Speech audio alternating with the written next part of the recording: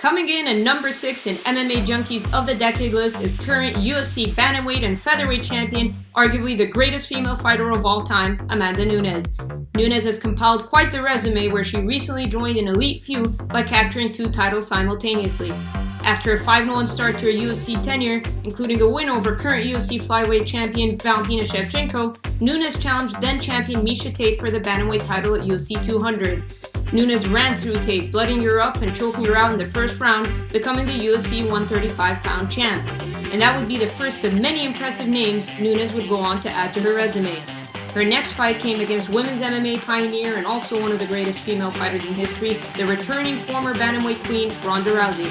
But it was a rude welcoming for Rousey, as Nunes ran right towards her with a barrage of punches, taking her out in the first round. That would set up the much-anticipated rematch with Shevchenko, where Nunes was able to narrowly edge Shevchenko by a split decision at UFC 215, momentarily putting it close to their chapter.